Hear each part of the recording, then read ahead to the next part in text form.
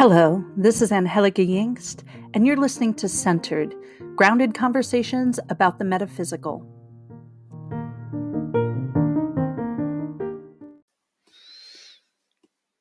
Today's conversation is with Sharon Muzio. Sharon Muzio is the owner and operator of AltaView Wellness Center in Harrisburg, Pennsylvania. She has extensive bodywork experience. She's been a nurse since 1979, and then she moved full-time into doing massage therapy. She is an aromatherapist. She's a Reiki master teacher. She's a shamanic practitioner. The great thing about Sharon is she's so grounded and she's so very funny. She's one of my closest friends, and we have lots of awesome conversations, which is why I asked her to be my first conversation on Centered. She has been a mentor and a leader to so many practitioners in central Pennsylvania and beyond. She holds monthly circles, and she's been doing shamanic journeys with me. We've been doing shamanic journey circles, but she does her own shamanic journeys, and she's been leading them for well before we worked together. But she's been doing them around the chakras and really doing some like in-depth chakra work. So I thought it would be interesting to bring her in and talk about chakras and what are they, what do they mean, how to incorporate them in your life. You can find her at altaviewwellness.com. Sharon's also the organizer and founder of the Spirit of Oneness Holistic Expo, which is the largest holistic wellness fair expo in the central Pennsylvania area. That happens the first weekend of October, and you can find more information out about that at spiritofonenessevent.com. So here's my conversation with Sharon. Hi, Sharon. Hi, Angie. Part of the reason I wanted to talk to you about chakras was because I've been really lucky to be part of the people experiencing your chakra journeys. And I've loved your approach to them, which is like a multi-sensory experience. Like you're having us visualize light, and you're also really talking about the physical feelings of the chakras. So, and I guess that's part of what I love about your work in general, is just how grounded in the body you are. And maybe that comes from you being a nurse and also your background as a massage therapist. Or being a Capricorn. Yeah, or being a Capricorn, exactly, which I am too. So maybe that's why I relate to it so much. But it's like you are always grounding people in the body experience of things. So I know this is a weird question, but do you remember the first time you heard the word chakra? Yeah, I do. It was in 1989. It was in 1989. Yes. Tell me about like, where were you? Like, I was a nurse. I was a nurse in Jersey at Our Lady of Lourdes. I was a nurse, and I had a needle stick injury, and I was pregnant with my daughter who was born. Well, actually, I wasn't yet pregnant. I was like before pregnant, but I had the needle stick injury when I was pregnant. So I think I should go back on that. In 1989, I heard about the chakras because I heard that the hospital had a wellness program, and it wasn't just like get your shots. It was wellness in the metaphysical sense. But then in 90, I got a needle stick injury when I was pregnant with my daughter. And one of the things that they offered the employees as a part of the program, because remember, we were in the AIDS situation at the time, was to go to the wellness center and have a massage or have Reiki. And it was a very low cost, but the first couple of visits were free. And for employees, it was very low cost. It was like $20 or something. I don't really remember. I think 20. And so when you were in this process, I chose to do a little bit of both. I wanted the massage because I was pregnant, but I also wanted to find out about the Reiki. And that was where I really understood a little bit more about what the chakras were. This was pre-internet, by the way. Yeah. So you didn't have a cell phone, and you weren't looking Google up, Googling everything like we do now. So I went to the library, and I tried to find some information. I didn't find very much information, But one of the things that I really felt connected to a lot was aromatherapy. And I did find some information about that. And that was also a place where there was information about energy and the chakras and how the plant resonated with that. And so slowly I was getting on a path. And then I learned Reiki. And of course, they became illuminated to me. When you went to get Reiki, was that like, what is this? Did it blow your mind? How did? Yeah.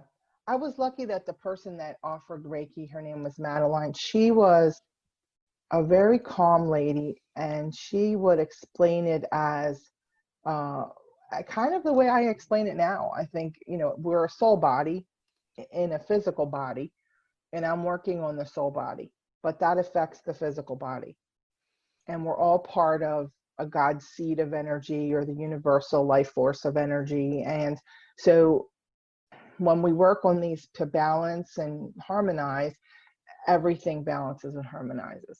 And so it was kind of rudimentary, but it made sense to me. And it got me thinking more about that piece of, the non-visible piece of me. I think I got more connected to it that way by understanding it the way she put it. And when I was actually trained by Reiki, I was trained by a shaman. His name was Howard, and he was very into the importance of that physical connection. Like everything that's happening to you physically is a result of your energy being out of balance or affected by or responding to outside source. So keeping your field clear, keeping yourself grounded but connected, sort of that dichotomy, being grounded and solid but connected to spirit like the tree, then you are working at keeping your field clear and then your physical body well. Yeah, I mean, it's an interesting thing. Like when you were a nurse, did you feel energy but not have a name for it? Like, A spirit or soul. I mean, I grew up Catholic in an Italian family, and we we had religion. I mean, that's the word. Not so much spirituality, but the transition for me in thinking wasn't that hard. I mean, I was fortunate enough that I was a nurse's aide at a very young age, and I worked in Graduate Hospital in Philadelphia as a nurse's aide.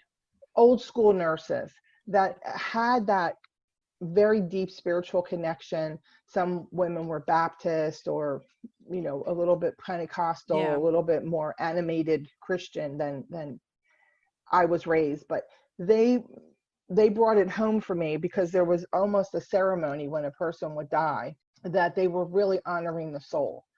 As a nurse, when a person dies, you bathe the body and there's a certain post-mortem care that's provided. But these older nurses, they would open a window. This is years ago. Now people jump yeah. out of windows so they don't open them. I Oh know, I gosh. know. But they'd open a window and say, we want to let the soul fly free. Now, Mm. you and I both know souls can fly through the window, but the symbolism of that, and they'd often stand over the body and pray, and sometimes in tongues, which was something I wasn't familiar with, for the soul to transition. And then they would do the body care. It was a bonus, I guess, but it was different then. And so, yes, to answer your original question, it was connected for me by seeing that as a young person starting my nursing career. I guess I have a little more questions about your stick incident because I think we were talking about a little bit before, but I have a couple friends who had some traumatic experiences as nurses that made them reevaluate their choice. Can you talk a little bit about the experience? I mean, now I think just to go back for a sec, during this whole COVID thing, we can see how traumatic and scary being a nurse can be because you don't know if you're going to get the sickness that the person has brought into the hospital, right? So Yeah. we can see that in a little more profound way, but it's always been this dangerous to be a nurse. So maybe you can talk a little bit about what that incident was, and then when you transitioned, what was that like? Was it an easy decision? Was it clear cut? Did you see it as all part of the same work, like doing energy work as the same, or doing massage work as the same as doing nursing? That was a lot of questions there. I'm sorry. No, but I was thinking, as you were asking that, I was thinking all about that. So I think a lot of people I think there's all different types of people, right? And so personality-wise types, I mean. And so I think the people that are drawn to nursing are the helpers, the people that are kind of selfless, like they're the same people that might say, well, I'll volunteer for the front line, in combat, or I'll volunteer to jump first to see what's down there, those people. Some of them are the risk takers, but I think the motivation underneath of it is that caregiving, wanting to help others thing. So I think when you go into nursing and you're young and you're out of high school, as was I in 1977, I wanted to help people. I remember Mrs. Sparks interviewed me at Hahnemann, which is now Drexel, and said, why do you want to be a nurse? And she said, and don't tell me because you want to help people, because I've heard that all day. Why do you want? So it's like that. Like to be a rich. Yeah, I want to be rich and marry a doctor, But and so that was interesting. But I remember these little tidbits, but I forgot that I remembered them until you're asking me this question now. It's funny. But truly, my answer was, I'm not afraid to get my hands dirty, and I do want to help people. That's the purpose of my life. I mean, that's who I am. So anyway, people go into nursing for that reason, and then experiences come upon them, like the needle stick injury or coding someone and cracking their ribs, seeing violence, watching, things that are the darker side of life. And I think then at some point, you're aging in the profession, like you're not 17 anymore out of high school, and you start saying, hey, do I want to be in the battle zone, or do I want to still help people, but in a different way? So I think for some people, they transition out of the patient care arena into other aspects of nursing, and they go into administration, or they go into consulting, or doing some sort of like insurance kind of work, or legal work. But I think for me, what happened was I chose the woo-woo stuff because I found that it presented to me at the right time. And so I said I could still be a nurse, but not in the traditional sense. I could be a holistic nurse and operate out of a wellness center, just like the hospital offers. I'm going to have my own wellness center and do what I do, which is energy work and physical work, body work. And so that was for me what happened. But I do think there's those moments for the helper that sometimes hit them that way. It doesn't always go that way. Yeah. People stay in nursing for years, retire from nursing. They deal in a different way, or they don't get turned into a side road. They just stay on that path. And we're all different, but I do think that that's a real thing to see, because a lot of people I know that are massage people or Reiki people, they've been healthcare professionals before. Yeah. So when you made that transition, though, it's interesting because I imagine you always sort of walk both lines. Like when you were a nurse, you were probably a little frustrated that people didn't see the spirit of whoever they were working on and that connection.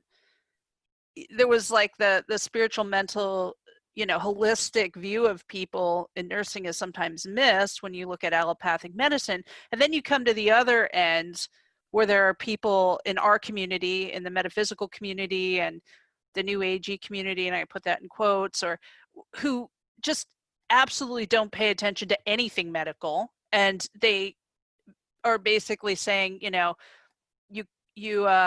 you looked at your friend sideways in third grade, and now that's why you have, throat cancer or some awful stuff. Like the whole Louise Hay thing drives me crazy sometimes. Me too. But I also find it useful too, but it's like there's a middle ground. So like you almost have walked both sides of that, where you're in the medical field and they completely dismiss all energy information, and on the other end you ignore all physical. So like I don't know if you want to talk about that a little, because I that's one of the things that drives me crazy when I hear somebody blaming someone for not doing their work and that's the reason they're sick. I just it's one of my pet peeves. Well, there's a lot of so I walk in the middle, yes, between allopathic and super duper out there as woo woo as possible, witchy woo woo stuff. So I walk in the middle as much as I can, because I do tend to crave balance. I do feel like it has to do with being a Capricorn, and being a Capricorn that has a lot of earth energy in my chart, my astrological chart. Either extreme annoys me. The medical people that negate anything that's not medical, like, the fact that when the soul leaves the body, there's a difference in the weight of the body. There was I don't remember what the ounces were, but there was like a movie about that years ago. The medical people that negate the fact that a baby feels pain, because they're nonverbal, and so they'll not remember, and like that sort of like very staunch mindset. They are people that I don't resonate with. On the woo-woo side, the Louise Hay's book about you can heal yourself, that kind of does shame you. Like, the one thing that has hit me is back years ago, when I was studying the shamanic work back in 14, I had experienced a back injury and had disc herniations, and I had a really hard time like moving around and walking, and all the medical people that are in my circle would be like, you got to get shots, you got to go to therapy, you might need to have your discs removed. I'm like, fuck you, I'm not having my discs removed.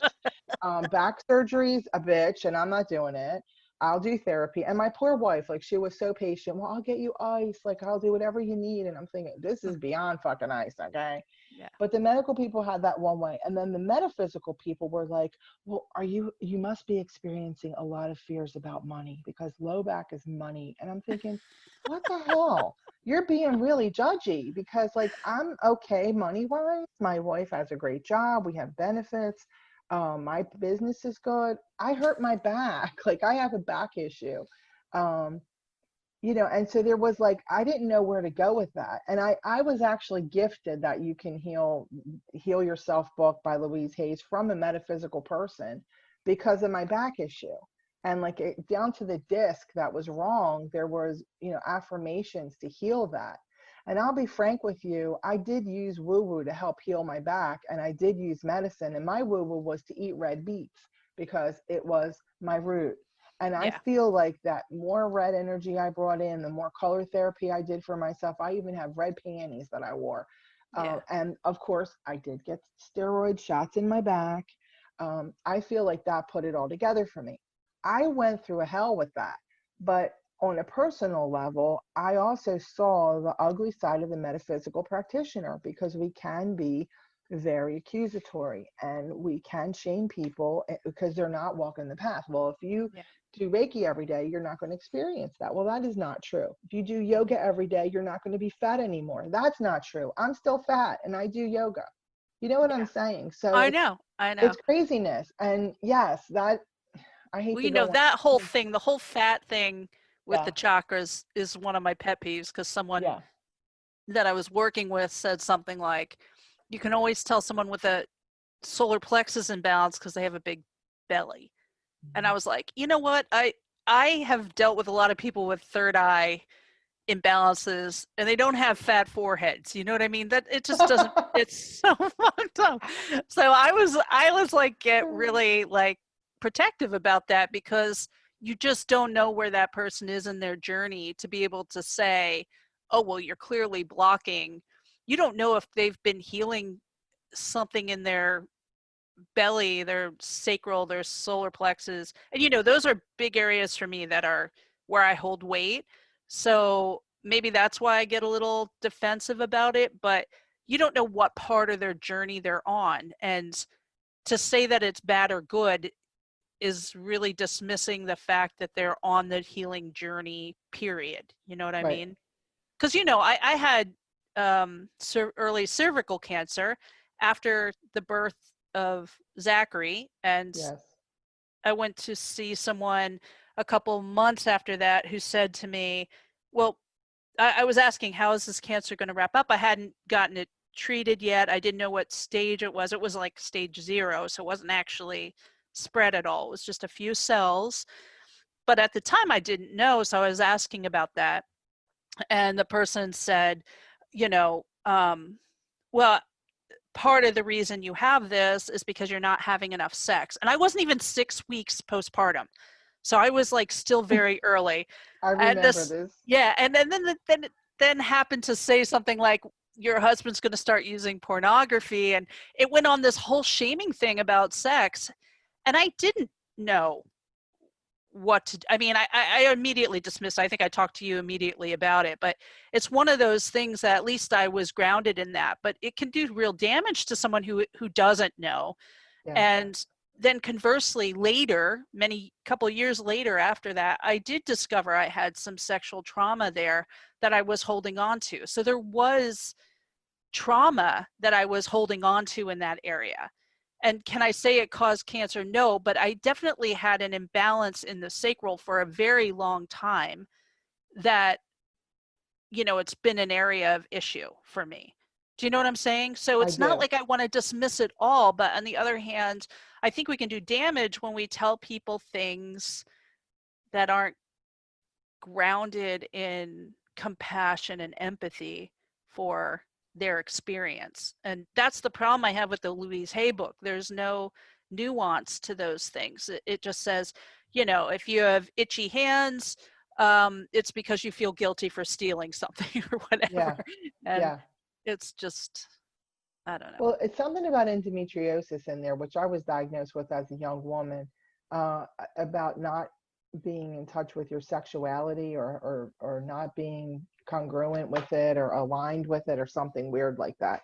Um, that was also a weird thing. But what I find happening in general, is like when people go to medical school or nursing school or lab tech school or nurses aid school or whatever, they become like mini experts on things, and then they have like an opinion about everything and a judgment about everything. They're like the expert on this stuff. I think I was one of those people as a young nurse. Mm-hmm. And I walked that, I wore that hat, walked that part of my path. And now when I step back and reflect, I see that with metaphysical people. Someone gets attuned to Reiki, and now Reiki's the answer for everything. So then they're throwing Reiki at everyone. Or they learn shamanic work, and then they're trying to find messages in every animal. And like a fox runs down the street, and it has nothing to do with them, but the fox medicine, it's fox energy. They're here for me. No, the fox has a fucking den 2 blocks down, and they're moving their pups. It's not for you. It was in your peripheral vision. It didn't come and nest at your home or den at your home. So I'm being ridiculous and far-fetched, but my point is, I think as human beings, we tend to learn a thing and then we apply that to everything, and we get judgy. Unfortunately, practitioners that are really in practice, really doing the work, sometimes they stay there, and their way is the only way. This is the answer. Essential oils cure everything. We know that's not true. Doctors, medicine cures everything. We know that's not true. Mm-hmm. Again, walk in the middle. Where's the balance come from? Yeah. We need the balance. So I think it's just human nature. You find a niche or a path that you deeply resonate with. It works well for you physically, spiritually, mentally, emotionally, every aspect of your being. And then you want to inconsiderately impose that to try to fix other people. And the problem is it isn't our place to fix anyone. As you and I Yes. talk about this, you're on your path. People say, oh, we got to fix so-and-so because they have a drinking problem. Do they want to be fixed? Yeah. And they have to fix themselves. They have to put in the work. So-and-so has cancer. Let's pray for them. Yes, we send Reiki, we send healing, we send everything, but they too have to do the work. We can't be accusatory of the person that drinks and say, you're a shithole, you're a mess because you drink. We can't look at the person with cancer and say, wherever the cancer is, well, your chakras are off, it's throat cancer. We got to put you in blue and call St. Michael in and get your throat chakra fixed. Can't do that. Can't And do that. yeah, my friend Jack, who was like severely sexually abused as a child, he told me once, he said, if I hadn't drank alcoholically, I would have shot myself. Like I would have killed myself. And so we don't know what somebody's dealing with. Like that, whatever the thing they're doing is adaptive. It works for some reason. They're medicating in some way. Right. So unless we can give them an alternative that works for them, we can't take away stuff that, like even if we could, it's their work and not everything works for every person. And that's a powerful part that we learn as we go through this. We keep applying the same energetic work or the same shamanic work to every situation. It doesn't actually work for every person, No. It's not the same thing for every being. Well, so I guess I want to tie it back to chakras because we started talking about chakras. Like, why do you think chakra work is important? Well, so the thing with chakra work that's evolved for me over the years is I have always had an affinity for, when I do body work, which is physical touching work, I am always hands-on Reiki on. I'm always sending energy into my client. And so the thing with chakra work is, it's just a part of like what I do every day. I don't even, it's part of me. You know what I'm saying? That's my offering, and it's coupling with the physical for me. But over the past few years, I have had the honor to study Kabbalah. And in Kabbalah, there's, people have seen the Kabbalistic tree, and they see the little circles on the tree. It makes a shape, and it's all tied into sacred geometry. And not to get off on a Kabbalah tangent. No, but please do. Kabbalah is interesting. But the thing with those circles is that they're each an aspect of God, or a face of God, or a path to God. And as you climb up those paths, there's lines that connect, there's path working and pathways to get there. We learn in Kabbalah that each of these circles contains all of the other circles within itself. So when I learned that a few years ago, I started thinking about the chakras. And the literal way, a Western society, we've been taught about the chakras and the areas of the body, the physical, that they govern and they work with. But I took that a step further in my own work and reflection, that in each chakra lives all the chakras. So when you look at someone with a big belly like me, it isn't my solar plexus or my sacral or my root that's an issue, maybe. Maybe it's my third eye that's an issue, because all my chakras reside together in each part of me.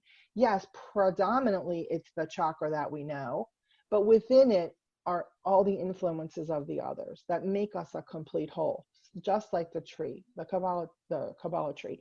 And so it's something that really resonates so deeply, so that I started seeing in my work how so much is interwoven within the person, what they're physically aware is going on, and they articulate, and what I pick up energetically as I touch and I work within their arc field or physically touch their physical body, and how much is interwoven in A, the story they tell, B, the messages that they've internalized that they could articulate to me as the caregiver, the provider, the woo-woo lady.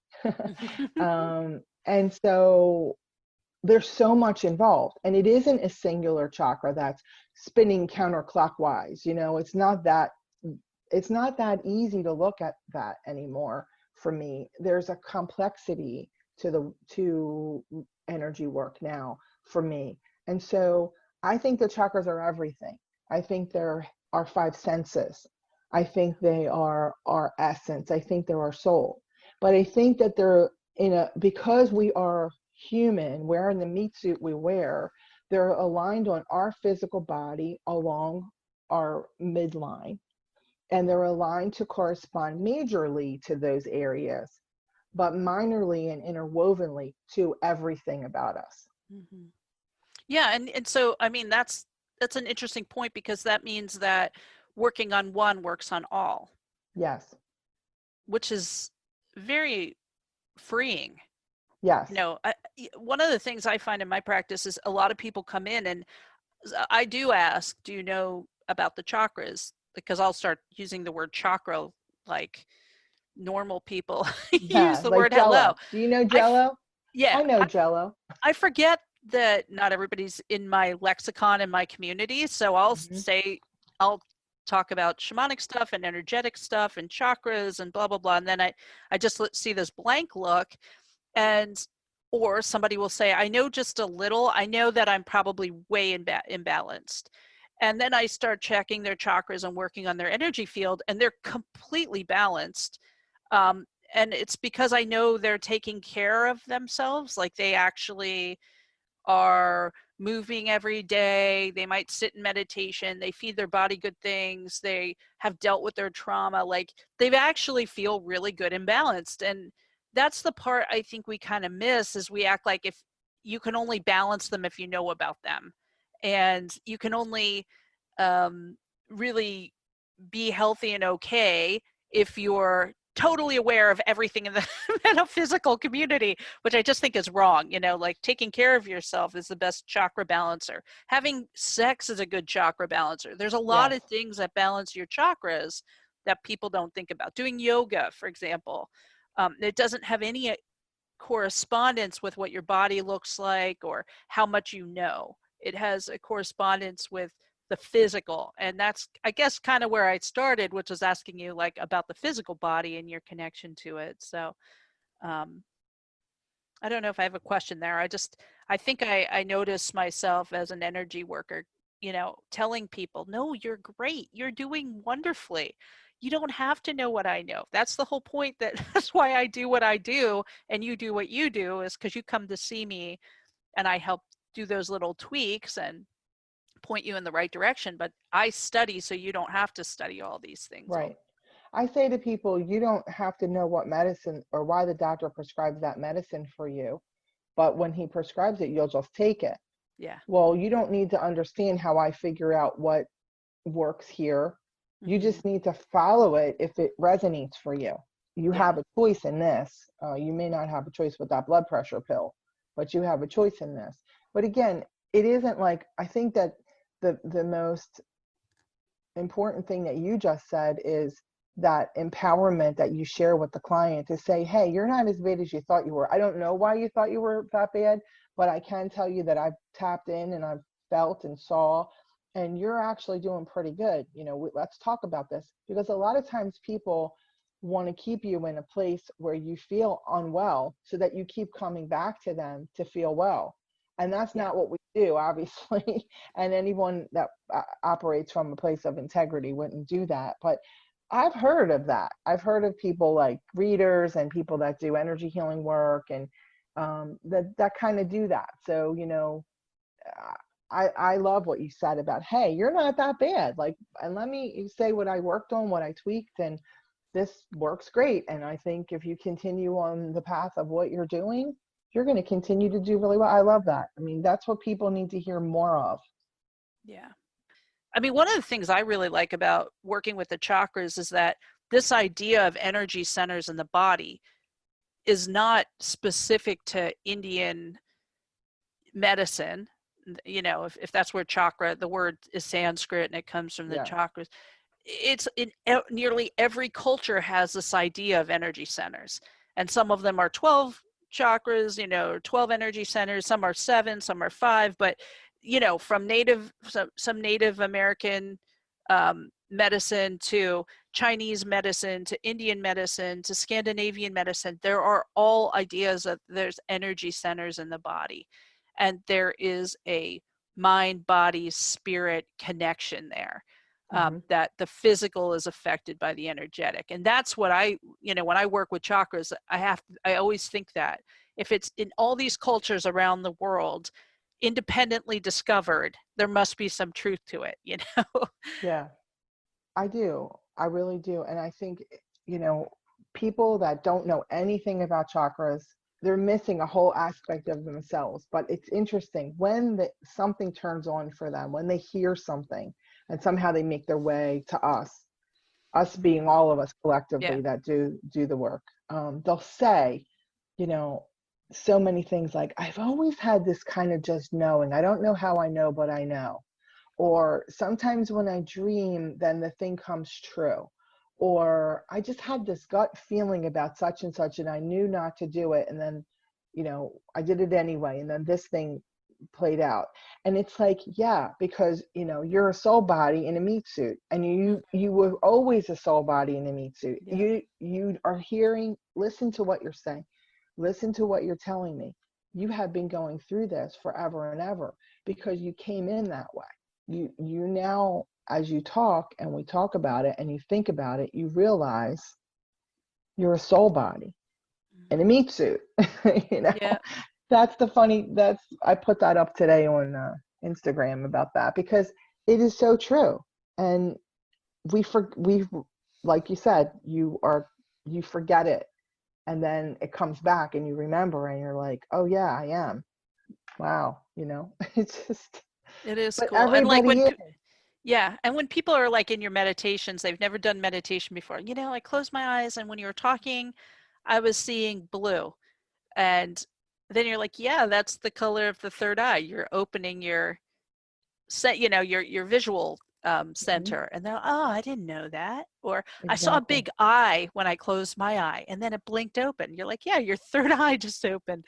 People have these archetypes and these visuals in their DNA, and it comes out, when you start doing this work. So, well, I'm so grateful that you're doing these chakra journeys and that you're doing other, working with the chakras and educating about the chakras. I think it's really important. And for some people, it feels like the foundation of all the other work that we do, It so is, definitely. grateful for that. Me too. I really am. And I think like right now where we are with social distancing, with what we've been experiencing for the past several months, I think a lot of people have been operating from a place of fear. I think it's very hard, no matter what channels you listen to or what conversations you have with the world at large, it's hard to get away from fear because it seems like it's something that's almost being manufactured every day for whatever the reason is. I don't want to get political in any way, but back to the chakras. So I think that right now we have a certain density around our beings because of this imposed isolation, separateness, and so forth. And so I think the best way to help clear that is to journey into your arc field and try to release all those things, whether you do it in journey with someone or you put some music on and meditate and try to get to a place of deep relaxation and then walk through your body step by step. But I think a conscious effort to release some of this stuff will benefit us. You said something a little while ago, and I wanted to comment on it when you said about you are drawn to an area and you don't know why, and it's just intuitive. I wonder, and we'll never know the answer, how many people we've worked on, you, me, all of us, collective healing workers, energy workers, and we've been drawn to something in a body and we work on it, and they come back the next month and we work on it, and then maybe we never go back again. How many times have we actually healed something that was just in the cell form?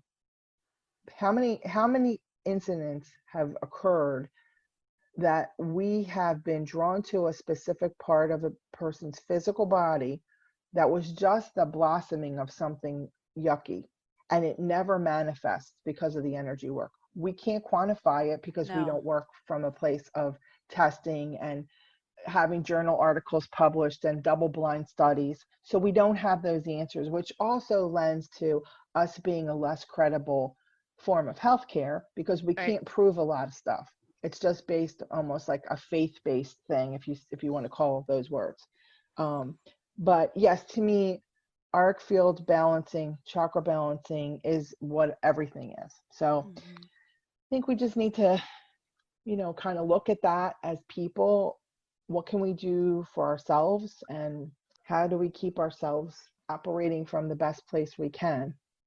Yeah. I mean, I think what you said is just true. We don't know, we can't quantify it, but the way I was taught about the energy field was that even each layer of our energy field is associated with the chakra, and Yes.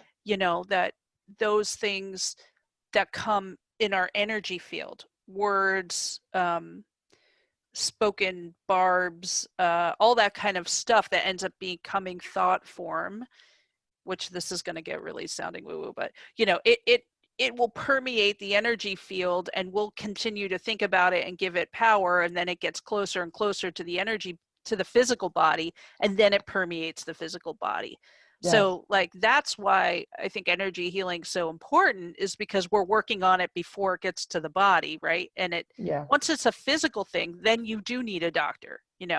Once that the heart's having it's seizing and having a heart attack, then you need to go to the doctor. We can't heal that with energy work, but we can Mm-mm. heal the feelings of not being worthy of love way before that. you know like Yes. that's the part that I think is so important about doing some of this chakra work. And you talk about it a lot, and you talked about a little bit here, but you even talk about the foods that are corresponding with the chakras, Yeah. the essential oils, the flowers, the work that you can do there to just continue to work on it, right? Like Right. we can Yes. work on our throat just by singing. Yes. We don't even have to sing anything important to us, but like opening the throat and working it. We can work on our root by walking and grounding and getting connected to the earth. Like there are so many different layers to it, and that's what I love about your approach, is that you're talking about the food, the drink, the movement, the all of that stuff. So I'm just grateful Thank for you. you and I'm your work. grateful for you. And I'm grateful we had this conversation. Yeah, thank you so I much, think this Sharon. is wonderful. And I look forward to hearing the other conversations that you have, and I hope everyone enjoys them.